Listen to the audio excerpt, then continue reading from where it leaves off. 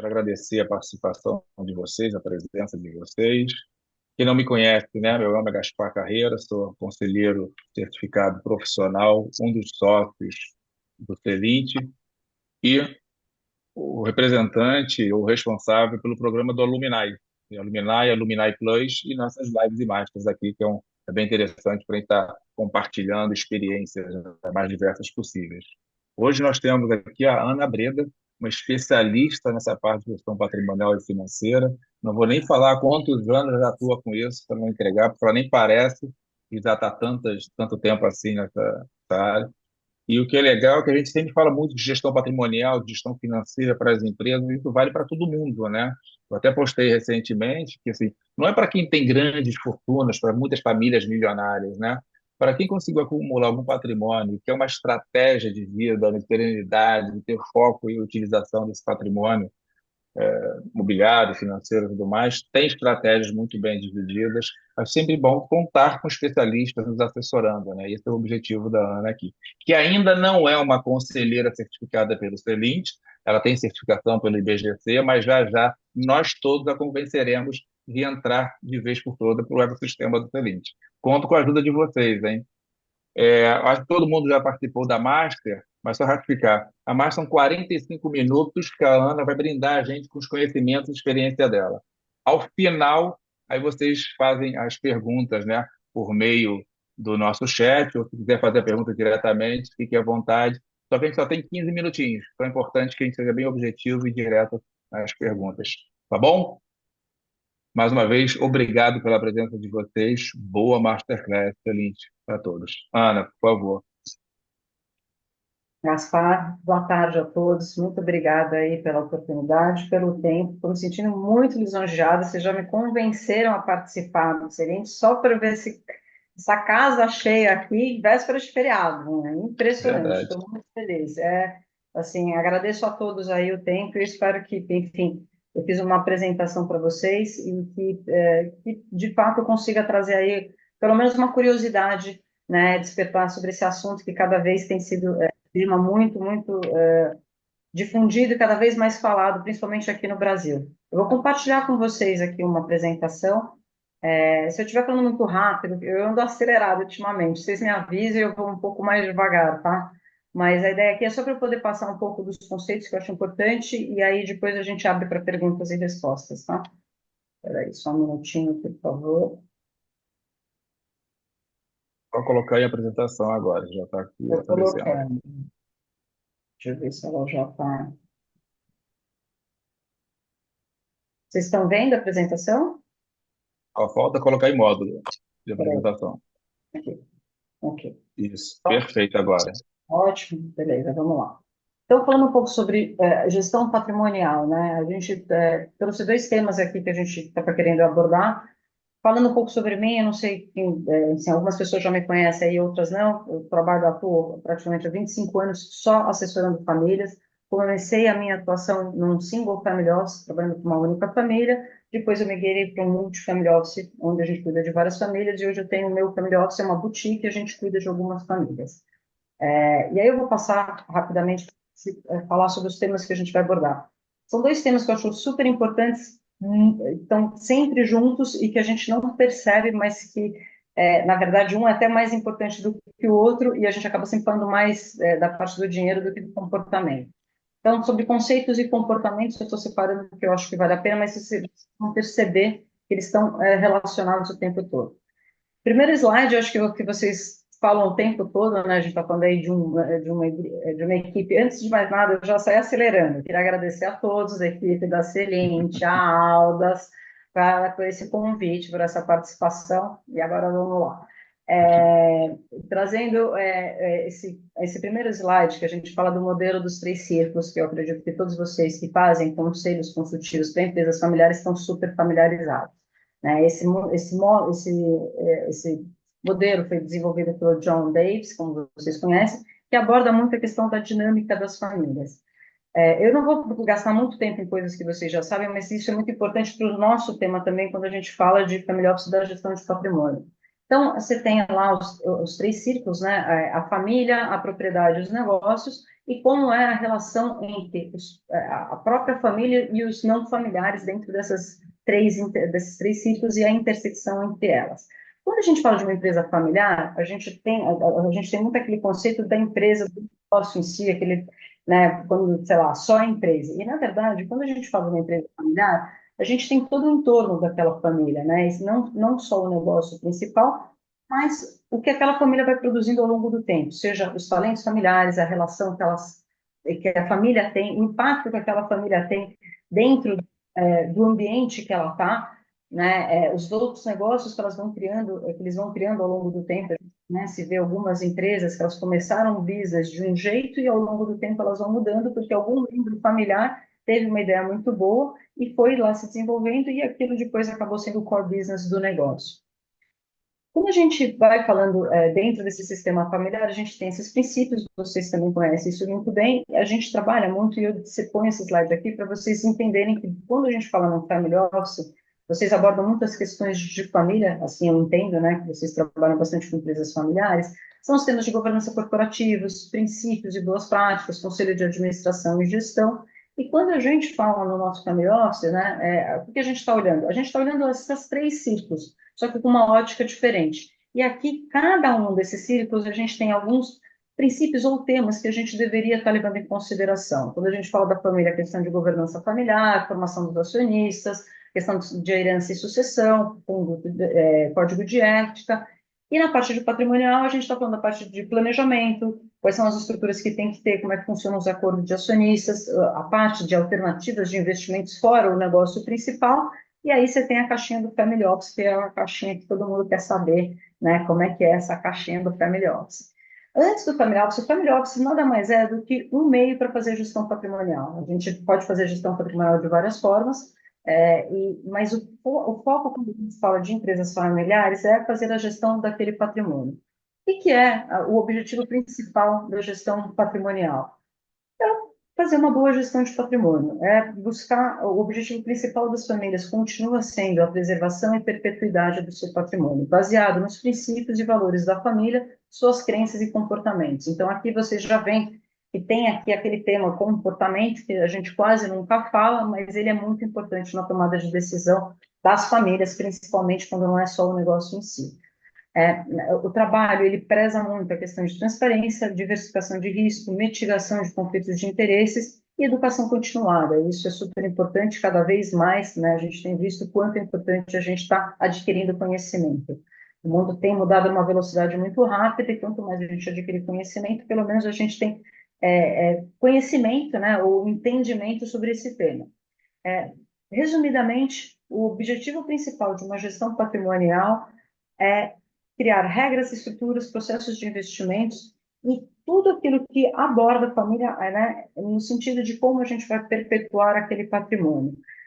De uma forma mais simples, é um conjunto de práticas que visam o alinhamento de interesses entre as decisões tomadas na gestão de patrimônio com os objetivos da família. E aí é a parte importante, quando a gente fala objetivos da família, a gente está saindo um pouco da questão do dinheiro, tá? Eu sempre gosto de abordar esse tema dessa forma, porque eu venho do mercado financeiro e todo mundo, quando fala gestão patrimonial, só pensa em dinheiro. E quando a gente fala de gestão patrimonial familiar, entram outros tópicos aqui. Falando um pouco de história, e aí é para a gente chegar sobre, né, como surgiram os family offices, né? Não sei quantos de vocês já estão familiarizados com esses termos, se vocês já conheceram, já viram, já ouviram falar, se tem seus family offices ou não, mas aqui eu acho que é legal para trazer todo mundo na mesma página. A gente, enfim, nos últimos, como é que eu poderia dizer? Historicamente, a gente está vivendo em sociedades capitalistas já há muitos anos, e isso vem desde o mercantilismo, passando aí pela Revolução Industrial, neoliberalismo, sociedade em rede, que é a indústria 4.0 que a gente fala que a gente está vivendo agora, né? E dentro disso, a gente vai como foi a evolução patrimonial também dessas famílias que compõem essas sociedades capitalistas e que contribuem para o crescimento do PIB de um país. Tá? Só para fazer uma apanhada um pouco diferente, a gente investe em ações porque nada mais é do que uma composição do PIB das empresas e, portanto, também é um ativo que busca ter ganhos reais, tá? Só fiz um parênteses aqui, porque às vezes as pessoas não fazem essa analogia, e isso é muito importante a gente ter quando a gente fala de gestão de patrimônio. Quando a gente está na caixinha, a nossa caixinha aqui, que eu gosto de falar que são os family office, a gente usa os três círculos, mas num formato um pouco diferente. A gente está pondo a empresa dentro do patrimônio e a família. Por quê? Porque no family office, a família ela tem um peso maior. Então, a gente tem que levar em consideração outros temas que não seja só a empresa familiar. A gente, falando ainda do conceito de family office, como eu estava contando para vocês ali a parte da história, o que eu acho legal? O family office, ele surgiu pela necessidade das famílias de ter alguém de confiança olhando pelos interesses dele. Esse é o cerne do que é um family office. Quando a gente olha a evolução dos family offices, a gente vê essa primeira onda, né, que é o majordomo, que era um mordomo, ou seja, era uma pessoa que era um doméstico numa propriedade, foi ganhando a confiança, né, do proprietário para depois, de fato, ele ser até a pessoa que representaria, né, o dono da propriedade em prol, enfim, dos negócios que precisam ser feitos. Essa é a primeira onda na época da Roma Antiga, a gente vai evoluindo para na segundo ciclo, que é exatamente na época do século XII, quando as famílias inglesas precisam, na época das cruzadas, fazer a transferência dos recursos, e aí você tem o surgimento dos trusts. Eu não sei se vocês conhecem ou não, mas o trust, ele é, na verdade, também uma estrutura muito utilizada dentro dos family offices, que era para fazer as transferências de patrimônio. Hoje, já é muito mais divulgado, antigamente era uma coisa que pouquíssimas famílias conheciam, porque, de fato, isso era para famílias muito abastadas, e hoje isso tem sido muito difundido. E a parte boa, eu brinco que para nós, seres mortais, né, não as famílias super abastadas, a gente agora pode ter o privilégio de ter estruturas diferentes para direcionar o nosso patrimônio e fazer, portanto, que ele perpetue da forma que a gente gostaria.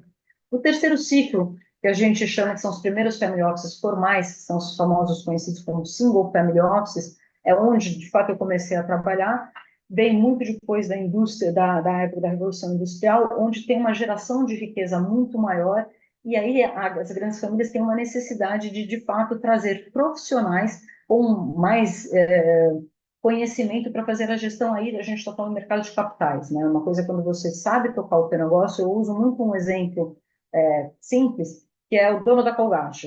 O dono da Colgate ganha muito dinheiro fazendo pasta de dente. A hora que ele vende o negócio dele de pasta de dente, e ele tem uma liquidez enorme aplicada num banco, ele já não sabe mais como é que ele vai fazer aquele dinheiro aumentar portanto, continuar perpetuando. E aí que começa a ter essa questão de conflitos de interesse ou não, mas como gerir o patrimônio, né? Nesse terceiro ciclo que a gente está falando, o surgimento principal dos family offices, eles vêm muito, e vocês já devem ter ouvido falar, sempre são de pessoas de confiança. Eu já vi muitos contadores serem pessoas que tocam os family offices, tem advogados que foram da família durante a vida toda que também tocam family offices, mas depois de um certo tempo teve uma necessidade muito grande de trazer profissionais de fato do mercado financeiro, porque o mercado financeiro começou a ficar muito sofisticado e precisou trazer profissionais mais especializados para poder ajudar na gestão do patrimônio. E a última fase, que é a que a gente está vivendo hoje, que é o quarto ciclo, que são os family offices modernos, que a gente chama de MFO, os multifamily offices. Os multifamily offices nada mais são do que estruturas no qual você não cuida só de uma família e você cuida de outras famílias também. Aqui, eu estou antecipando um pouco, mas para tentar passar o máximo de conhecimento aí para vocês, começa a ter um pouco mais de conflito de interesses entre essas estruturas, porque uma coisa é quando você está num single family office, no qual você trabalha para uma única família, você é remunerada só por aquela família. Se você vai para um outro modelo de negócio, que chama multifamily, não, multifamily office, onde você cuida de outras famílias, você já tem o seu negócio.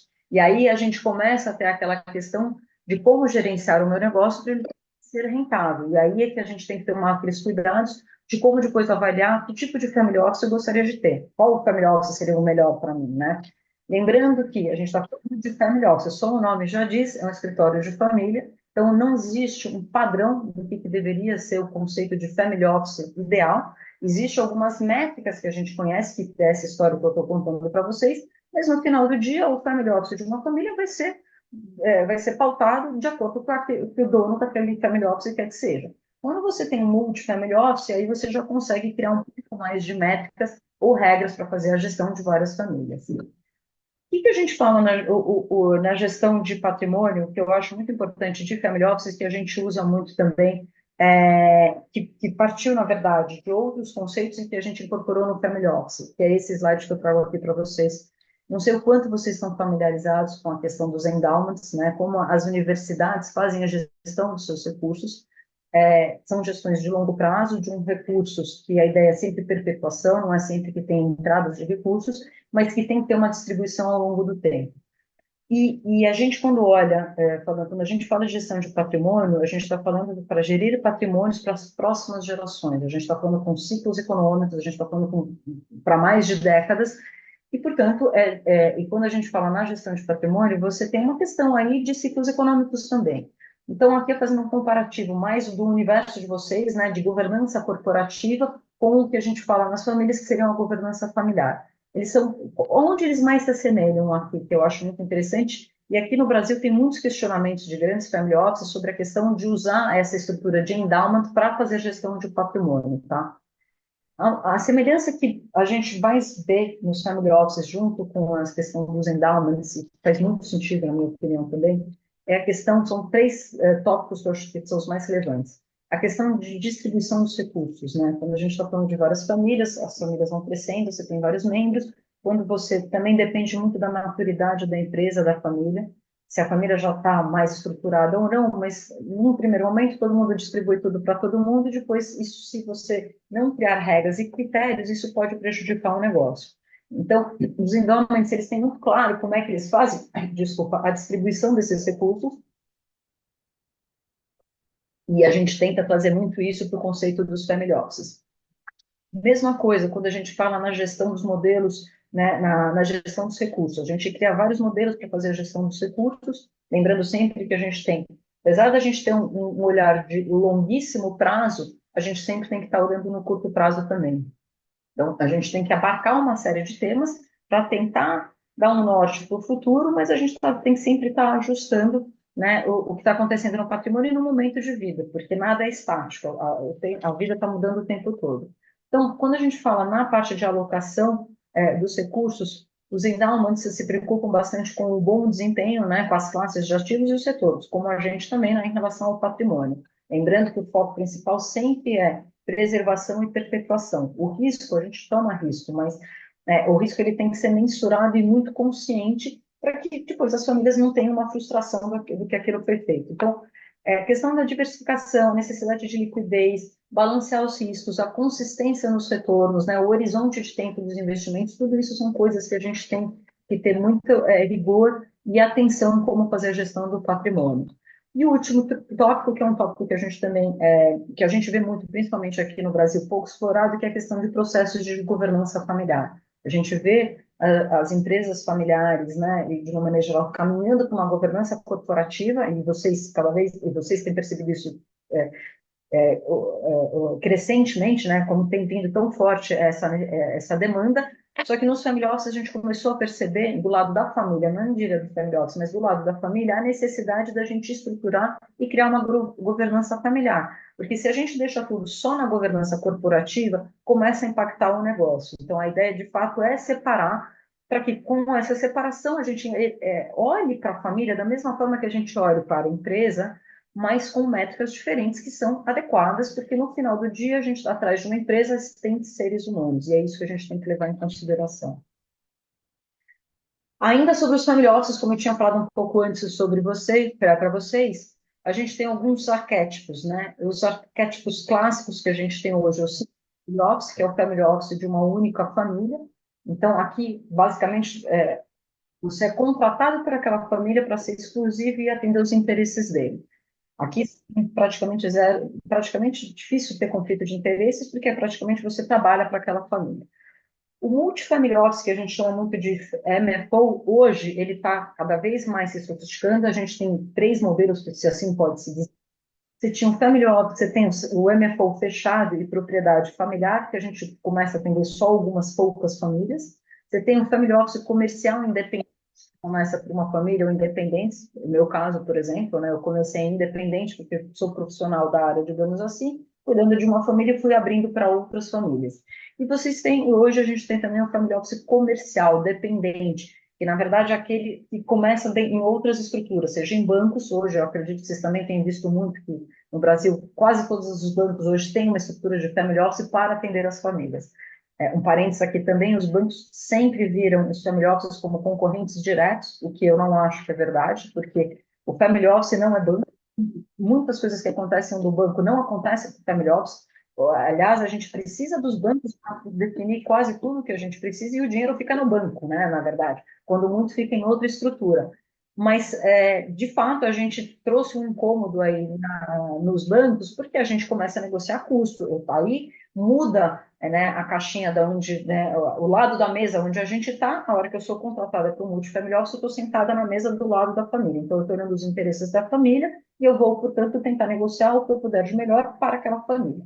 E o que a gente hoje tem vivenciado e vendo cada vez mais e muito crescente, principalmente aí após a globalização, um termo que o pessoal gosta de usar, que chama uberização do family office, que é o que eu mais acredito e gosto. As estruturas de family office sempre foram muito caras para você trazer profissionais de mercado, para você ter toda a parte de compliance que precisa ter, custa tudo isso, né? Então, de fato, famílias mais abastadas sempre tiveram seus family offices, e aí pessoas mais normais, como eu gosto de falar, começaram também a criar os seus. E por isso que surgiram os family offices, os multifamily offices. Os multifamily offices, na verdade, você está dividindo o custo, né? A ideia do multifamily office é você conseguir dividir os custos através de várias famílias.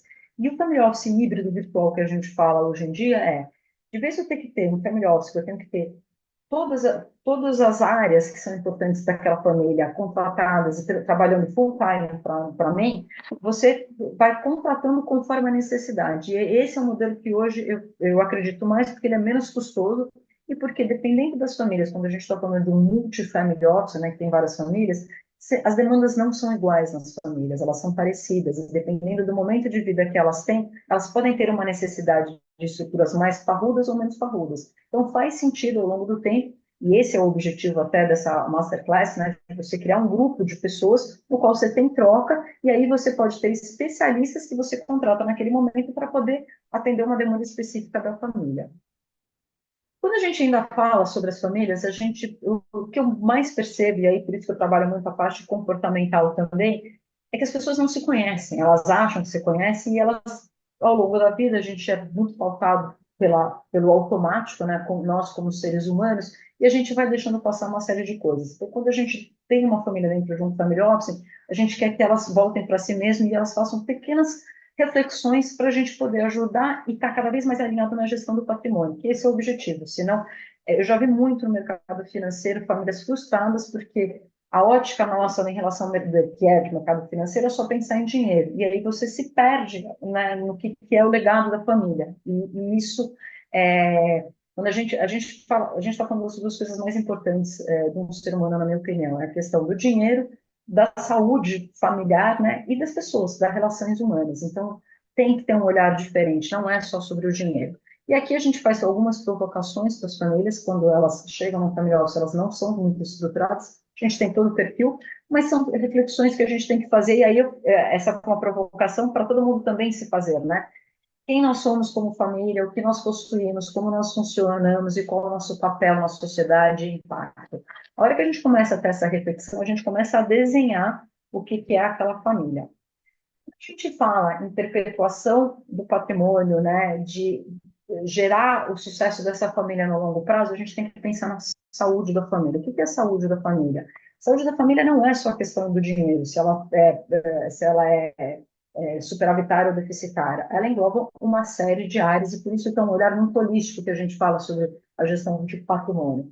Então, essas 5 áreas são as 5 áreas que a gente identifica que são as áreas importantes que a gente tem que olhar dentro de family office. É a pessoa por si só, né, o indivíduo dentro do ecossistema, a família, a propriedade, as atividades e a relação com o meio ambiente, como eu já tinha falado antes. O que compõe a riqueza de uma família também não é só o dinheiro. A gente sempre fala, né? E eu pergunto isso muito em vários eventos que a gente faz. Fala, o que é a riqueza de uma família? As pessoas só sabem falar de dinheiro. E, na verdade, a riqueza da família é um conjunto de capital, né? O capital humano, o capital social, financeiro, reputacional, intelectual.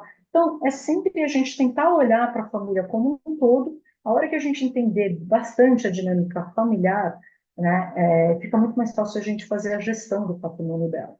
E isso é uma provocação que a gente faz, porque sem isso, a gestão ela vai se perdendo ao longo do tempo e as pessoas depois vão perdendo também interesse. Eu tenho visto muito recentemente um desinteresse de famílias que já eram atendidas por alguns family offices, achando que não tem mais um alinhamento de interesses, porque os family offices hoje eles estão com roupagens diferentes e é importante, de fato, a gente entender o que cada family office faz e como que eles atuam. Aqui, a gente vê muito também, quando a gente está cuidando de famílias, questionamentos enormes dos membros familiares, quem eu sou e onde eu devo, né, qual é o meu papel dentro da família. Então, a gente provoca hoje os familiares, os membros familiares todos, para eles perceberem que eles não têm que ter um peso sobre a questão de ser herdeiro, né, mas que eles podem, desde que eles estejam estruturados e entendam quem eles são, né, e por isso que a gente fala muito sobre a questão comportamental, eles podem participar, né, dessa empresa familiar de alguma forma, não precisa ser ativamente dentro do negócio. E isso é uma coisa que a gente gosta de trabalhar, porque quando a gente traz esse olhar, parece que a gente tira aquele peso do herdeiro de que tem que assumir o negócio. Existem herdeiros que já querem chegar e assumir, nasceram com essa vocação, e tem muitos que não nasceram com essa vocação. E esse é um trabalho que a gente provoca nas famílias, e principalmente às vezes para os patriarcas, porque a gente vem vindo, né, de uma. E isso tem muito a ver também, como nós, seres humanos, de como foi a nossa criação, da nossa cultura. E isso tudo tem um impacto no que vai ser a sucessão familiar. E aqui a gente traz um olhar, e graças a Deus, né, o mundo está mudando bastante para isso, de que não precisa ser como era antigamente. Por exemplo, né, algumas famílias, eu sou filha de portuguesa, o filho homem é o que tem que assumir o negócio. Será que ele tem a vocação para assumir esse negócio? Antigamente isso era impensável, de trazer esse tema para a mesa, né? E hoje isso já está muito mais difundido. A gente consegue falar numa mesa de jantar, do tipo, olha, pai, eu não sei se eu estou preparado para assumir isso. Será que a minha irmã, que também não era para estar assumindo nenhum papel, era só para, de repente, cuidar da família, ela tem mais uma vocação e, eventualmente, a gente poderia pensar em deixar ela ter esse espaço aí dentro da empresa. Então, só para vocês entenderem que até agora eu não falei de alocação de investimentos, a ideia também aqui não é entrar no detalhe da gestão, de como investir melhor, mas para vocês entenderem os conceitos e aquilo que a gente tem que abarcar na gestão de patrimônio. Então, trazendo aqui reflexões, a gente vai fazendo essas conversas com as famílias, a gente pede para eles se entenderem e fazerem uma análise, como é que foi o passado, como é que eles chegaram aqui, né? É, o que foi esse patrimônio, como é esse, uma das coisas mais importantes que a gente percebe quando a gente está fechando uma família é como é que foi amealhado esse patrimônio. A forma como o patrimônio foi amealhado tem um impacto enorme de como vai ser a gestão desse patrimônio, né? A gente traz muito das nossas crenças, dos nossos medos. Então, quando a gente faz esse slide que a gente fala, vamos fazer uma reflexão sobre como foi o passado, como é que vocês chegaram até aqui, o que vocês estão, como é que vocês estão hoje aqui, e o que vocês querem lá para frente, traz clareza. Eu acho que essa é a palavra, né? Eles têm um pouco mais de clareza e isso ajuda a gente a tomar decisão e começar a tirar os ruídos que tem entre as famílias. Muitas coisas que a gente fala de gestão de patrimônio são coisas que não são veladas, né? São temas que são muito difíceis da gente falar ao longo do tempo, né? E se a gente não fala de cara e se quer falar depois, parece que também está tudo ruim. Então, o tema comportamento, para mim, é muito superior até do que a gestão do dinheiro, mas vamos seguir aqui a gestão, né, gestão patrimonial para vocês entenderem. Mas, de fato, a hora que a gente entende a parte comportamental da família, a gestão ela flui muito melhor.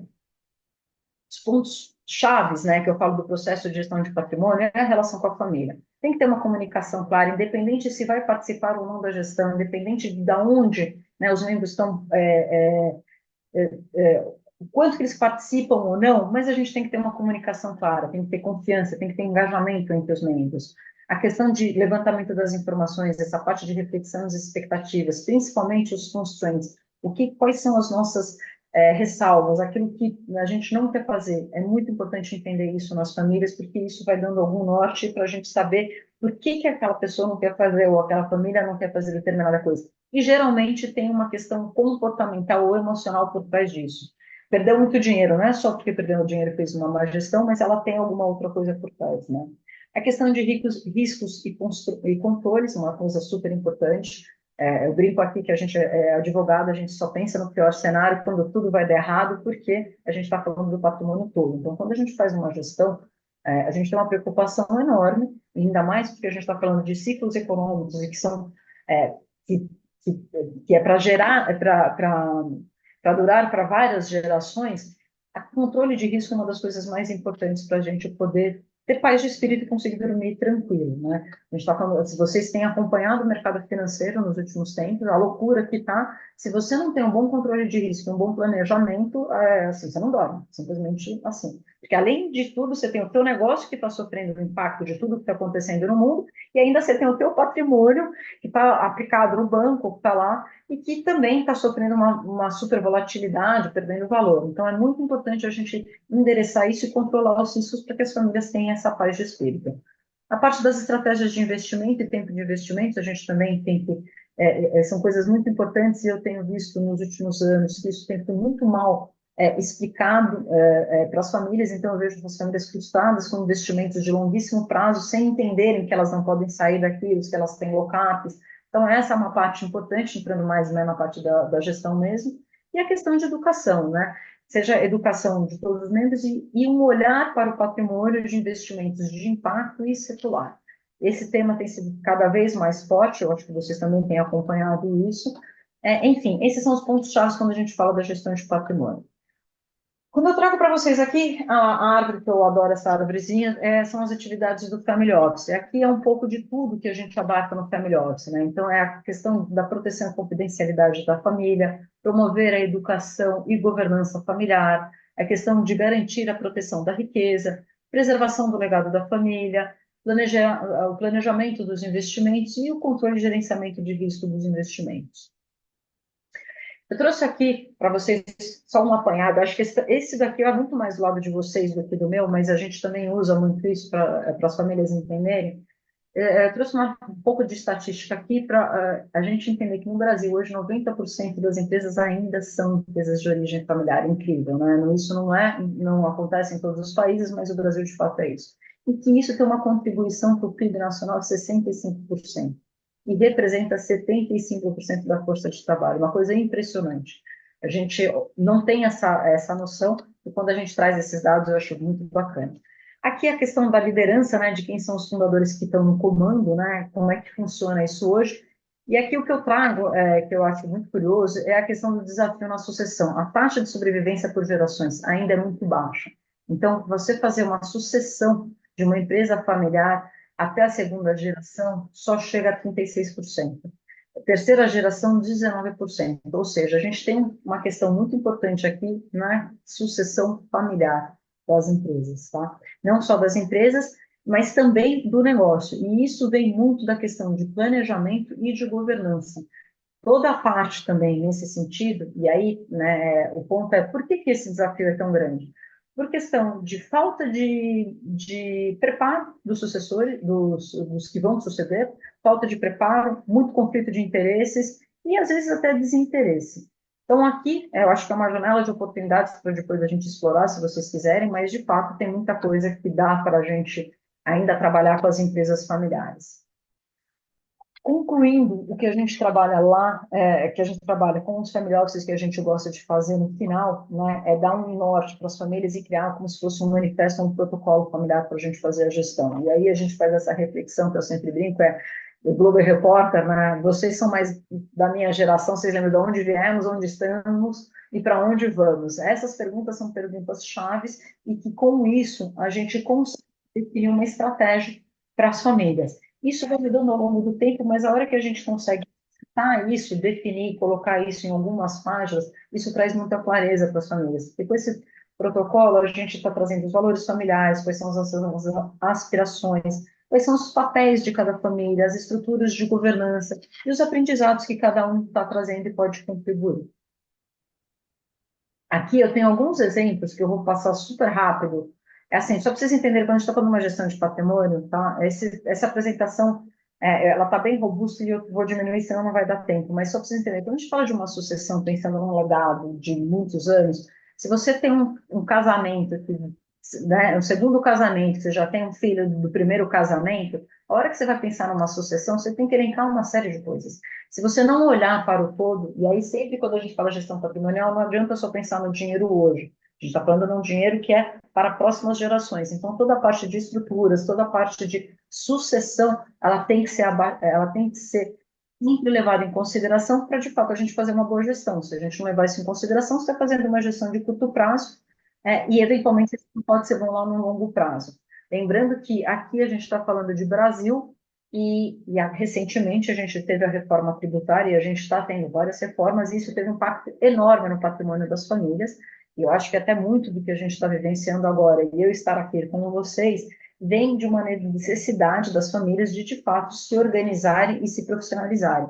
Elas, principalmente pós-Covid, que para mim foi uma das crises mais graves que nós vivenciamos, porque misturou os dois temas que eu falei para vocês, que para mim são mais importantes, que é dinheiro e saúde, e as pessoas viram que elas não são eternas, que elas podem, né, falecer da noite para o dia. Com isso, teve uma urgência muito grande das pessoas endereçarem a questão da sucessão, e muito até, além disso, né, da gente ver que a gente não vai viver para o resto da vida, mas também uma urgência maior agora, por conta da reforma tributária, que a gente sabe que provavelmente também vai ter aí um aumento de impostos na questão de tributos de sucessão.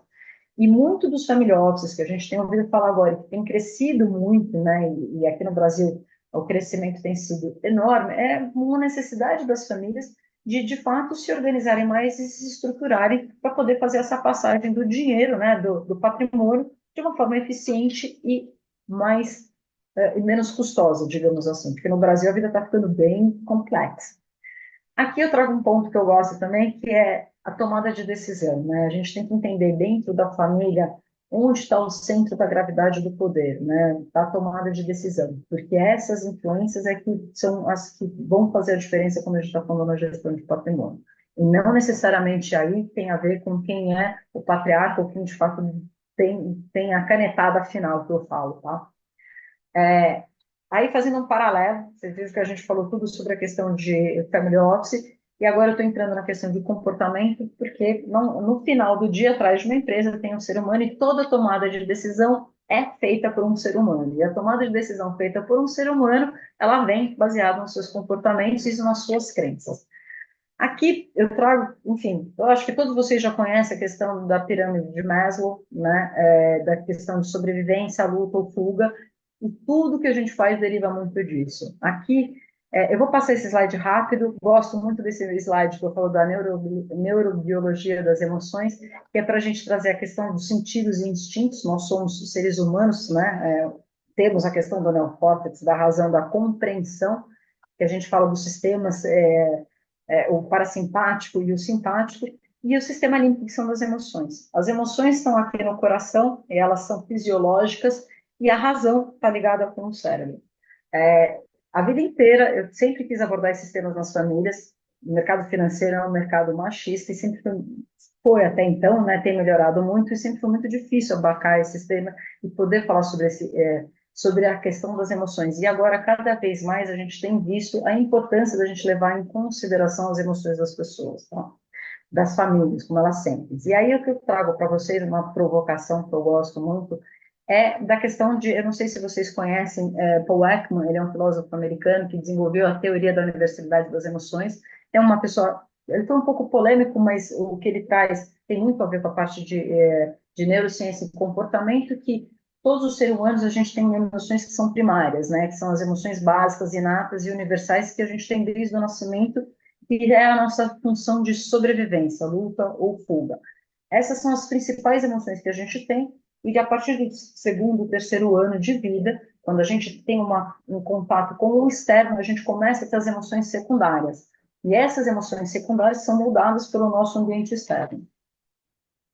Dentro disso daqui, eu trago um modelo cognitivo, só para vocês entenderem o que eu estou falando, que é o seguinte: a gente tem uma crença central, que vem lá de trás, desde pequeno, é o impacto dos nossos pais, né, de como a gente se vê, ou como falavam que a gente era. Tem várias palavras que a gente vai crescendo ao longo do dia. Eu tenho certeza que alguém tem uma memória de que um pai falou assim: apaga a luz, a gente não é sócio da Light. essas coisas vão ficando na nossa cabeça e isso vai marcando a gente de alguma forma. Então, a gente trabalha muito a questão do modelo cognitivo para entender o comportamento e crenças das famílias, por isso, e isso define uma série de outras coisas e a gente consegue entender o comportamento delas. Esse aqui é só um slide que a gente usa para a gente entender quando a gente tem essa crença central, daquela inata lá desde pequenininho. Quando a gente vem com a crença intermediária, que vai corroborando, lembra que no cérebro, conforme a gente tem uma emoção baseada, né, com uma experiência, você cria uma experiência, e essa experiência, qualquer coisa que te remete àquela situação, faz com que você tenha um comportamento parecido com aquela que você já teve. E hoje a gente trabalha muito aquela questão da consciência, porque se você não tiver consciência hoje do que você está fazendo, a gente vai ficar repetindo o padrão, tá? E a importância da gente trabalhar. Por que que eu estou trazendo toda essa questão comportamental? Porque até então a gente trabalhava naquela economia tradicional que a gente fala, que é o homos econômicos, né, que a gente tinha alguns pressupostos no qual o homem maximiza a utilidade, eles reagem racionalmente, os mercados são eficientes e se autorregulam. Em finanças, quando a gente olha É para uma... alguma, deve Oi? ter um. Não, posso continuar? Não. Continuando, foi Opa. interferência. Boi na linha, né? Isso. E aí, na parte da finanças, aquela questão de que a gente tem expectativas racionais e a gente analisa os nossos investimentos como um todo. Como vocês lembram, e a gente tem o prêmio Nobel lá do Tversky, que eles falam muito sobre finanças comportamentais, que é quando a gente traz as ciências econômicas incorporadas aos conceitos de psicologia e filosofia. Então, para vocês, como eu falei para vocês, eu sempre tive intuitivamente essa sensação, graças a Deus, agora alguém resolveu falar, ganhou o prêmio Nobel, eu posso caminhar aqui falando sobre as questões comportamentais. E o que a gente percebe, na verdade, é que a racionalidade ela é limitada. Nós temos, sim, vieses comportamentais e, portanto, como tomadores de decisões, né? Então, as nossas tomadas de decisões são baseadas nos nossos vieses comportamentais. Resumidamente, nós somos previsivelmente irracionais. A gente acha, quando está tudo bem, eu brinco que as emoções estão equilibradas, as tomadas de decisões, elas de fato são racionais. Quando a gente não está tudo bem emocionalmente, as tomadas de decisões, elas não são racionais, elas são muito mais pela emoção. E isso tem um impacto enorme na gestão do patrimônio, né? Eu acho que todos vocês, aqui só trazendo um resumo do que eu estava falando ali, né, fazendo um comparativo, a gente sempre trabalhou que no mercado financeiro que as famílias são avessas ao risco, mas na verdade nós somos avessos a perdas. Então aqui são alguns pequenos detalhes, como na vida o detalhe faz a diferença, mas que a hora que a gente entende como a família se comporta, a gente consegue fazer uma gestão mais tranquila e deixar eles terem paz, porque o que eu falo a gente está aqui para gerir o patrimônio deles, as famílias que já têm um patrimônio, o nosso principal objetivo é continuar dando paz para eles poderem perpetuar. Então, não adianta você querer ser muito eficiente na gestão de patrimônio, sendo que depois a família não dorme, porque a gente criou estratégias tão mirabolantes que podem dar muito dinheiro, mas que geram muita volatilidade e isso gera insegurança para as famílias. E por isso também que a educação é muito importante, porque a hora que você vai educando as famílias, eles vão se apropriando e vão entendendo do que a gente está falando. Aqui, trazendo ainda, chegamos no ponto do prêmio Nobel, né, que eles desenvolveram, né, a questão da psicologia dos processos mentais, dos processos mentais, que é o que eu falei para vocês, do sistema nervoso, que é o simpático e o parasimpático. O simpático é o nosso de sobrevivência, luta e fuga, que ele é contração, o movimento é de contração, quando a gente tem aquele medo, né, alguma sensação de ameaça. E é um comportamento involuntário. Quando a gente fala do parasimpático, é aquele que a gente fala, deixa eu pôr a cabeça no travesseiro, eu vou pensar e amanhã eu decido. Esses dois sistemas nervosos que a gente tem, eles compõem o que a gente vai falar que é a nossa percepção. E a forma como a gente processa essa informação e como esse conteúdo entra na nossa mente, ele tem formas diferentes disso. E é importante a gente entender como cada um funciona e tentar, dentro disso, trazer, respeitar, né, como nós somos, e por isso que eu trago tanto essa questão da gente ter consciência e entender cada vez melhor, para a gente saber, nossa, se eu sou muito emocional, eu preciso de vez em quando, para tomar determinadas decisões, respirar um pouco antes de tomar uma decisão no calor da emoção. A gente tem vários exemplos aqui, eu tenho um cliente que é muito engraçado, e ele fala que quando ele está mal-humorado, as decisões dele, ele já tem consciência que ele só toma decisões erradas, mas ele continua fazendo. Então, tem um trabalho árduo que a gente fica provocando do tipo, olha, está mal-humorado hoje, então é melhor a gente não falar sobre esse tema. E tenho certeza que vocês devem ter alguns exemplos sobre tomadas de decisões nesse sentido.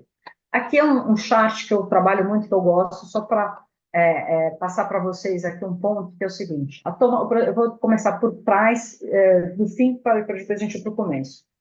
Como é que é o processo decisório? A gente tem uma percepção da situação, essa percepção a gente avalia, né, o que é aquela situação e a gente escolhe.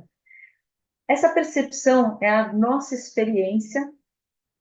Quando a gente tem um determinado, quando a gente tem um estímulo externo, a gente tem acesso a essa experiência, e aí a gente tem a nossa percepção. Então, a percepção é como a gente vê o mundo, tá? Agora eu vou voltar lá para o começo. A gente está falando das nossas crenças raízes. Essas crenças raízes, e quando a gente fala de alguns sentimentos, elas estão no coração. Tem coisas que são fisiológicas, elas são mais fortes do que do nosso pensar. É isso. A gente tem, às vezes, tomadas de decisões. Se você vê alguma pessoa que eventualmente corre o risco de ser atropelada, às vezes a gente tem um ímpeto de ir lá e tirar a pessoa, né, daquele risco que ela está. Isso é uma ação sem pensar. Quando você vê alguém se afogando, às vezes, na praia, você quer ir lá e salvar aquela pessoa. Se você pensar duas vezes, você fala, bom, se ela já está lá numa situação difícil, não sou eu que vou lá também me afogar. Isso são aqueles comportamentos que a gente tem inatos automáticos. Por que eu trago isso? Porque a gente tem as nossas crenças raízes, que são aquelas que foram incutidas em nós, e não só dos nossos familiares. Eu brinco que todo pai e toda mãe fez um estrago ou não em nós, né? Porque quem trabalha, quem faz terapia, a gente está lá sempre trabalhando um pouco a questão dos pais, mas as crenças, elas também vêm do inconsciente coletivo, como o Carl Jung, quem também sempre discutiu sobre isso. Então, a gente tem crenças que vêm do nosso inconsciente coletivo, dependendo da cultura, de como você foi criado, em que ambiente você foi criado.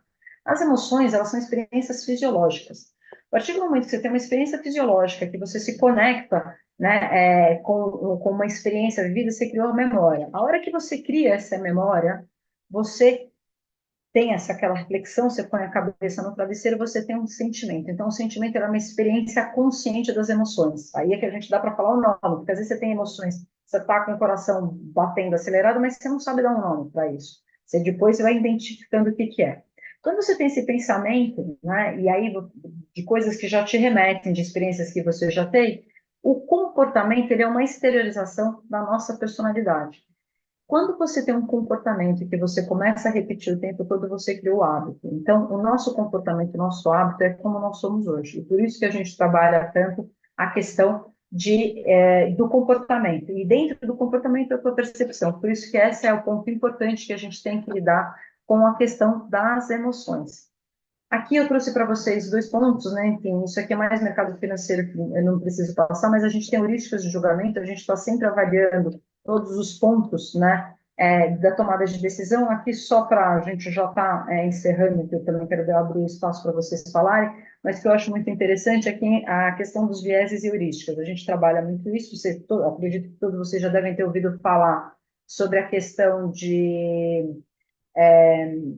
como é que se diz, do movimento manada, ou seja, a bolsa não para de cair, vou usar um exemplo clássico, todo mundo sai vendendo, você nem sabe porque você tem que vender, mas já que está todo mundo vendendo, eu vou vender porque eu não quero ser o último para ficar com essa ação. Isso claramente é um efeito, um viés de comportamento pautado não por uma compreensão consciente do que está acontecendo, mas muito pelo aquele momento do que o meu emocional está falando. A gente, aqui, só para finalizar, a gente trabalha com a questão de arquétipos em relação ao dinheiro, que é super legal, porque a gente identifica o perfil das pessoas. E para finalizar, e aí não passar muito do tempo, que o pessoal já está acenando mãozinha aqui para mim, é que no final do dia, assim, nós não vemos as coisas como elas são, nós vemos as coisas com a bagagem que nós temos. Desculpa, Excelente, Ana. Assim, rápido, mas eu não queria também passar aí no tempo, porque eu já vi que vocês são super regradinhos, gosto disso. assim, o quanto que a gente precisa evoluir, se aprofundar nesse tema em várias masterclass ou num programa, né? Porque a gente falou de family office aqui e não falamos de gestão do capital, efetivamente, né? Falamos dos pontos-chave, das riquezas, capital humano, sucessão, crenças, comportamento. Né? O output final, a consequência é a gestão do capital, né? Tudo isso que engloba, né? E o quanto que o family office influencia a família nos três círculos, e não só da parte da propriedade, né? Muito interessante isso. Eu não vou fazer pergunta, eu já vi que a Vera perguntou se ia ter, o Paulo levantou a mão, né? Mas a única coisa que eu ia comentar é assim, no início eu vou provocar a Ana e vou perguntar assim, qual é a diferença para um assessor financeiro? Mas só, né, a sua apresentação mostrou claramente, né, o quanto que um family office precisa aportar de conhecimento, de provocações, de sensibilidade para entender, né, os objetivos da família e como é que isso eu achei interessante, a questão da origem desse patrimônio, como é que ele veio e como é que isso vai influenciar o que ele quer. Parabéns aí pela brilhante masterclass. Então, por favor, quem quiser fazer alguma pergunta, levantar a mão ou botar no nosso chat, fica à vontade. Eu não sei se alguém mais levantou aí, eu vou já abaixar, mas primeiro Fala, Paulo. parabenizar aí a Ana, né? E o Felinte aí, muito, muito legal aí a oportunidade, né? E rapidinho, tá? Isso chamou muito a nossa atenção lá na Aldas, né? Quando a gente conheceu a Ana, é exatamente esse viés que ela traz comportamental. Então, eu queria aproveitar e te perguntar, Ana, porque a gente está acostumado, né, como cliente de banco, como cliente de asset, ou quem tem grana para estar em private banking ou em bom, single family office fica fora disso, mas acho eu, mas multifamily office, né? Você quando vai lá, o cara te dá aquela ficha que você tem que preencher a tua alma lá, né? E tem sempre aquela pergunta: qual é teu perfil? Você é agressivo? Você é moderado? É conservador? Enfim. E eu queria saber como é que você aplica isso. Vamos supor, a gente quer ser teu cliente, né? Como é que você traduz toda essa parte teórica que você mostrou comportamental para ajudar essa falta de conhecimento barra ansiedade, né, de não saber, sei lá, ou o cara já tem muito dinheiro, ou o cara tem um evento de liquidez, vendeu a empresa dele e bate aquela angústia. Como é que você consegue combinar isso que você mostrou para a gente agora para trazer um conforto de que a pessoa vai tomar a decisão certa e vai dormir tranquila? Acho que essa é uma dúvida que eu tenho. Boa pergunta, Paulo. A gente fala muito sobre isso, porque esses perfis de investidores, né, que os bancos foram criando, aconteceram por dois motivos. Um, porque de fato as pessoas estavam vendendo produtos que não estavam alinhados com aquilo que as famílias, o que o indivíduo estava Não, querendo fazer. e hoje está terrível, né? Porque juniorizou demais, né? Com esses agentes autônomos, tá cheio de gente falando um monte É. de coisa, o cara nem sabe o que ele está vendendo. Esse é um problema no mercado financeiro, na verdade. A gente não tem uma barreira de entrada, né? Então, qualquer um, de uma certa maneira, pode falar: olha, eu faço gestão de patrimônio, eu posso aplicar o teu dinheiro. Isso, de fato, é um problema.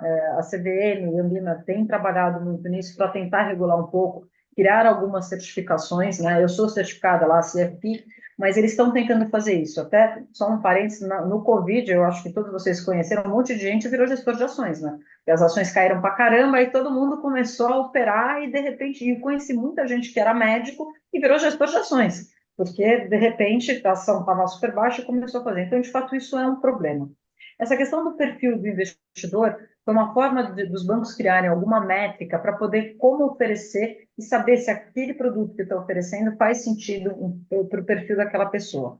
O olhar que eles fazem, tem algumas perguntas que parecem deveriam ser um pouco mais qualitativas e não tão quantitativas, porque existem duas questões sobre o que eu posso fazer com o meu patrimônio e investir. Uma coisa é você ter capacidade financeira para fazer certos investimentos. Eu tenho dinheiro, eu posso tomar um certo risco. Outra coisa é você ter capacidade emocional para fazer isso. E isso as pessoas não têm essa clareza, né? Então, tem algumas perguntas lá no perfil de investidor que eles perguntam assim: se o seu patrimônio cair 10% no próximo ano, o que você faria? É para tentar ter um cheiro, se, como é que aquela pessoa reagiria. De fato, e por isso que eu trabalho tanto essa questão comportamental, porque as pessoas elas não têm essa consciência. Então, é muito importante. O que a gente faz? A gente tem um checklist que não é que nem eles fazem, mas é muito mais em relação às crenças, né? Então, como é que aquele patrimônio foi amealhado? Quais são os medos? Se você é um herdeiro, eu acho que todos vocês já devem ter tido uma experiência que vocês trabalham com famílias, existem herdeiros que têm postura de herdeiros e tem herdeiros que não têm postura de herdeiros. Então, essas pessoas que herdaram patrimônio, quando eles vêm para nós para cuidar de um patrimônio, é muito assim, o dono do dinheiro são pessoas que são mais risk-takers, né? São pessoas que estão mais acostumadas a tomar mais risco, porque para você ser empreendedor no Brasil, você toma risco, você sabe tomar risco. Se você herdou só um patrimônio, e aí você tem dois perfis, né? Se você for uma pessoa que você herdou um patrimônio, mas foi atrás e dá valor, porque as suas crenças, a conduta familiar, tudo que a gente trouxe lá, são valores positivos, ele vai querer perpetuar aquele patrimônio. Agora, se é um filho, né, perdulário, que os pais também não deram uma educação direcionada como deveria, que eu tenho visto isso muito, esse problema muito grande nas famílias, porque todo mundo ficou muito rico, todo mundo só pensava em trabalhar e todo mundo negligenciou, contrata babá e deixa os filhos sendo criados pelo babá ou pela escola. Agora está naquela fase que você quer passar o patrimônio para os filhos e você está vendo que os filhos não estão preparados emocionalmente para assumir aquele patrimônio e nem tem postura para representar o que você acha que deveria ser a sua família. Então, a gente tem uma questão muito importante sobre isso, mas eu prefiro sempre trabalhar muito mais na parte das crenças da família, de como foi amealhado aquele patrimônio, e a gente tem duas análises, a quantitativa e qualitativa, para poder fazer a tomada de decisão sobre os investimentos. Muito bom. Ana, a gente tem Legal, uma pergunta obrigado. aqui do João Alberto, só para a gente ganhar tempo. Tem um valor mínimo onde o custo-benefício é positivo para contratar um family office? Tem, eu acho que isso vocês têm que perguntar sempre para todas as casas, tá? Os family offices, de fato, eles estão ficando. Hoje em dia, tem que entender bem o escopo do serviço, tá? Porque qualquer hoje agente autônomo fala que tem um escritório de family office. Então, assim, esse é o problema. Você não consegue separar um pouco do que é um e o outro, que torna a minha vida muito mais difícil, né? Porque eu também, né, assim, eu nem faço marketing dessas coisas e fica difícil saber o que faz e o que não faz. Então, assim. Existem mínimos para você estar em alguns family offices, e aí depende muito de cada um. Então, isso é muito relativo. Não tem, eu não saberia te dizer hoje, porque eu conheço family offices que cuidam de patrimônios menores. O serviço que eles vão fazer, aí é que vocês precisam ver se atende à necessidade de vocês. Tá? Mas, assim, um patrimônio muito pequeno talvez não faria sentido, mas eu também penso assim, e eu não gosto de julgar o tamanho do patrimônio, porque independente dele ser muito pequeno, é tudo que aquela família tem. E aí o que eu acho que a gente tem que fazer é como dar um bom serviço. E aí é saber precificar o tipo de família que você quer atender também, tá? Mas Legal. sim, tem que Aí, perguntar. E os tem que tipos de perguntar, serviços, né? eu acho que isso é o mais Legal. importante. Tem muita, né, family office, assessores, né, afirmando que fazem, né, essa gestão patrimonial, como você colocou. Teria alguma dica, até para responder a pergunta da Ana, da Vera aqui, como é que a gente pode diferenciar, né, um bom family office de um assessor financeiro simples, né? A pergunta é assim, como você vê a atuação do family office no mercado e se todos seguem as premissas, né? Lógico que não, por isso que eu te pergunto. Tem dicas? Como a gente poderia estar percebendo e diferenciando o family office? Olha, a gente volta só naquele começo da conversa que eu falei para vocês, que os family offices surgiram pela confiança que a gente tem nas pessoas. Então, a primeira coisa que eu falaria para vocês é sempre estar com pessoas que vocês já conhecem e que vocês têm uma confiança que em algum momento cuidaram do seu patrimônio. Muito do que a gente surgiu, eu venho do mercado financeiro, eu trabalhava em tesouraria de banco, eu fui contratada no começo da minha carreira para trabalhar num single family office, porque eu era uma pessoa que eu já atendia uma outra pessoa, uma outra família, mas não fazia gestão de patrimônio, porque isso na época nem existia, tá? 25 anos atrás a gente está falando, existiam pouquíssimos family offices no Brasil, não é o que é hoje. Mas, assim, o que que aconteceu? Eu cuidava da parte da gestão do patrimônio da empresa, na tesouraria do banco, eu operava muito com o dono do negócio, e ele gostava muito de mim porque ele via que eu era justa nas negociações, do jeito que eu fazia tal. A hora que ele teve um evento de liquidez, ele soube de mim e aí me indicou para uma outra família. Então, eu acho que assim, tá com pessoas que a gente se sente confortável, entender a origem também dessas pessoas. Quanto tempo essas pessoas trabalham no mercado financeiro? O que elas faziam antes? Que área que elas atuavam? Porque assim, tem de tudo hoje, né? Então, se você sair de uma área que não tem nada a ver com gestão patrimonial, você precisa ver se naquela caixinha holística, né, que não estamos falando só do dinheiro aplicado no mercado financeiro, ela pode te agregar em alguma forma. Os assessores financeiros, né, esses agentes autônomos que a gente fala, eu tenho algumas ressalvas, e não é que são pessoas de má fé, é o modelo de negócio que foi criado que é muito ruim. Né? Só para ficar claro aqui, agente autônomo, eles são remunerados, isso tem mudado também, pelos produtos que eles recomendam, que é muito diferente de quando eu estou te recomendando um produto, eu não estou recomendando necessariamente aquilo que eu acho melhor para você, eu vou recomendar aquilo que remunera mais a mim, eu sou remunerada pelo produto. Então, essa é a parte que eu acho que a gente tem que ter clareza, e que é importante se você tiver uma pessoa que é amiga, porque os conflitos eles existem. O que eu acho que é importante é você trazer para a mesa qual é o conflito, né? Se você falar assim, olha, eu tenho uma questão aqui, eu estou te mostrando esse produto, mas eu vou ser remunerado. Se eu for transparente com você e te mostrar que isso faz sentido para você, eu acho que você vai ter uma avaliação, tá bom, ela está sendo justa comigo e trazendo isso daqui na mesa e você toma a sua decisão. Mas é assim, e isso tem mudado. Então, até então, os agentes autônomos, eles eram remunerados 100% pelos produtos, nunca pela família, e dados os problemas que teve de conflitos de interesses, e muita gente foi perdendo dinheiro, porque está massificando essa questão, né, está tendo essa briga entre as grandes casas, de todo mundo virando family office, todo mundo contratando um monte de agentes autônomos, e crescendo muito essa base de pessoas para fazer esse tipo de serviço, eles mudaram o modelo de negócio, então agora existem vários modelos de negócio que eles chamam de remuneração fixa, é um percentual sobre o patrimônio que eles fazem a gestão, e aí precisa ver se dentro desse percentual não vai ter o conflito de também ter o percentual, a remuneração pelo produto, ou ser só remunerado pelo produto, que é como antigamente também muita gente operava, por exemplo, com corretora, corretagem. Então, de fato, tem algumas um checklist que eventualmente a gente pode fazer para saber fazer as perguntas certas e entender. Aí, se eu puder só fazer, eu acho que esse ponto que você Claro, colocou é importante, que eu acho legal trazer, porque de fato mudou muito a indústria de family offices aqui no Brasil, e eu acho que tem um ponto muito relevante. Esse movimento gigante de agentes autônomos que a gente tem visto se plugando em várias estruturas, o que que aconteceu? Isso aconteceu muito em função de duas situações. Praticamente o enxugamento dos bancos no Brasil, né? Hoje a gente tem poucos bancos brasileiros e poucos bancos internacionais. Isso foi mudando muito, porque todo mundo acabou querendo sair, criar suas estruturas independentes, que são as famosas assets, né? E aí, o que que aconteceu? Quando a XP no mundo geral, né, e trouxe que a XP tem muito valor na questão de trazer o acesso às pessoas comuns a todos os produtos, porque quando eu vinha lá de famílias abastadas, pouquíssimas pessoas tinham acesso a determinados gestores e a XP teve um valor enorme de duas coisas: cadastro único, que antigamente era muito difícil fazer os investimentos, eram cadastros específicos, a ponto de famílias desistirem de fazer os investimentos, e a XP trouxe um valor muito grande. O que aconteceu é que depois desse enxugamento dos bancos, muitos profissionais do mercado financeiro ficaram sem trabalho. E a gente parece que não, mas a gente é muito condicionado aqui no mercado financeiro a só fazer uma coisa. Então, assim, você pensar em fazer transição de carreira, se a vida inteira você trabalhou num banco, é uma coisa que te tira até o sono, porque você fala, não sei fazer outra coisa. A gente acha que não sabe, na verdade a gente sabe, né? Mas isso tira a gente do sono. Quando veio a reforma trabalhista, todo mundo estava trabalhando independente, a gente autônomos pontuais, sozinhos, como se fossem médicos, digamos assim. A hora que vem a uhum, reforma trabalhista, ele faz um marco no qual obriga, principalmente aí no nosso universo, no mercado financeiro XP, a falar, se você tiver essas pessoas individuais plugadas em você, todo mundo vai ser CLT para você e você vai ter um problema trabalhista. E aí o que eles fizeram? Eles juntaram todas as pessoas individuais e foram juntando pequenas pessoas com os seus pequenos portfólios, falando, agora você tem que montar um escritório e vocês vão estar juntos embaixo de um CNPJ.